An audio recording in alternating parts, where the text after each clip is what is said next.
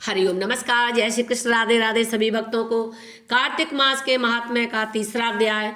श्री सूत जी बोले, हे मुनीश्वरों, भगवान श्री कृष्ण के मुख से अपने पूर्व जन्म के वृतांत को सुनकर सत्यभामा बहुत प्रसन्न हुई और बार बार भगवान के चरणों कमलों में नमन करती हुई प्रसन्न चित्त से सत्यभामा ने भगवान श्री कृष्ण से पूछा, हे नाथ, आप ही सृष्टि और काल के नियंता हो, आप स्वयं ही काल स्वरूप हो और आपने ही काल के समान भाग बनाए हैं। तब मेरी समझ में यह नहीं आता है कि आपको इन मासों में कार्तिक मास ही क्यों प्रिय है।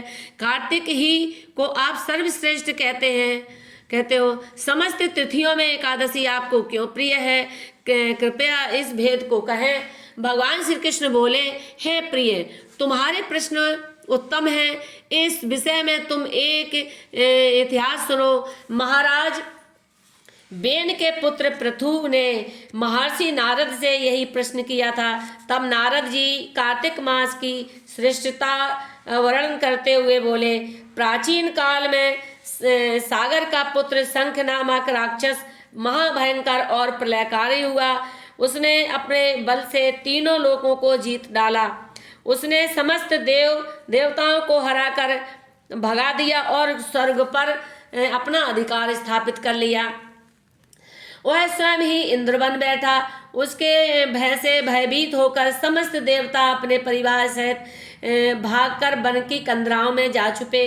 मगर तब भी शंखासुर देवताओं से भयभीत ही रहा है। वह मन ही मन सोचता रहा कि वेद मंत्रों से युक्त देवतागण अभी पूर्णतया जीते नहीं जा सकते हैं। उनको पूरी तरह जीतने के लिए उनके वेद ज्ञान को क्षय करना होगा। तब वह दुष्ट राक्षस वेदों का हरण करने के लिए तत्पर हुआ। उसने तब भगवान विष्णु को योग निद्रा में ग्रस्त देखा तो उचित अवसर जानकर स्वयं ही ब्रह्मा जी के लोक में जा घुसा और वेदों को बलपूर्वक उठा लेने के लिए तत्पर हुआ। तब वेद राक्षस के भय से भयभीत होकर यज्ञ मंत्र तथा बीज मंत्र सहित जल में जाकर छिप गए। तब शंखासुर भी उनका पीछा करता हुआ जल में चला गया। जल के अंदर जाते ही वेद अलग अलग जा छुपे। निदान शंखासुर उनको एकत्रित रूप में ना पा सका। ब्रह्मा जी ने तब देखा कि वेद ज्ञान रस के हाथ लगना चाहता है तो चिंता तो रो गया। समस्त देवताओं सहित भगवान विष्णु की भक्ति में उनकी शरण में गया। उन्होंने भगवान का विधि विधान से पूजन किया। बारंबार उनको निर्मल कीर्ति का गान करके उनको योग निद्रा से जगा लिया।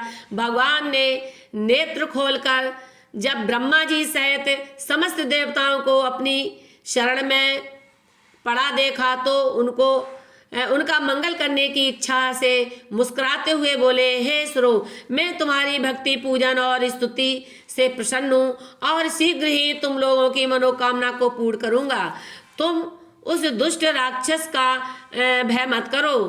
तुमने जिस भक्ति भावना से आश्विन शुक्ल एकादशी से लेकर कार्तिक शुक्ल एकादशी तक एक प्रहर रात्रि शेष रहते मेरी वंदना की है, उससे मैं अति प्रसन्न हूँ। जो भी प्राणी तुम्हारे समान इस दोनों एकादशी के मध्य मेरा भजन व कीर्तन करेंगे, वे अपने समस्त दुखों का विनाश करके अवश्य ही मुझको प्राप्त होंगे। तुम मेरे लिए जो भी अर्घ्य नैवेद्य आदि लाए हो वह अनंत गुणकारी होकर तुम्हारे आनंद का कारण बनेगा। तुम चिंता मत करो। शंखासुर ने जिन वेदों का हरण किया है वे सभी जल में छुपे हुए हैं। मैं शीघ्र ही उस दैत्य का वध करके उनका उद्धार करूंगा। आज ही से बीज मंत्र सहित समस्त वेद प्रतिवर्ष कार्तिक मास के महीने में जल में निवास करेंगे। मैं वेदों का उद्धार करने के लिए मत्स्य अवतार धारण करके जल में प्रविष्ट होता हूँ। तुम लोग भी मेरे साथ आओ। कार्तिक मास में जो प्राणी प्रातः स्नान करके मेरे भक्त कहलाएंगे उनको यज्ञ का अनंत फल प्राप्त होगा। जो कार्तिक में उपवास करेंगे वे मेरे लोक को प्राप्त होंगे। यम उनकी कोई त्रास न देगा। वर्ण प्रसन्न होकर उनको संतति में वृद्धि करते रहेंगे। कुबेर उनको धन धान्य में वृद्धि करेंगे। जो प्राणी अपने संपूर्ण जीवन कार्तिक मास का सेवन करेगा वह देवताओं द्वारा पूजनीय होगा। तुम लोगों ने मुझे कार्तिक शुक्ल एकादशी को उठाया है। एकादशी वैसे ही मुझे बहुत प्रिय है, उस पर भी यह एकादशी और भी अधिक प्रिय हो गई है और यह देव उठनी एकादशी के नाम से विख्यात होगी। इसका सेवन महान फलों को देने वाला होगा और इस व्रत को करने से प्राणी अवश्य ही मुझको प्राप्त होगा। जय श्री कृष्ण, राधे राधे।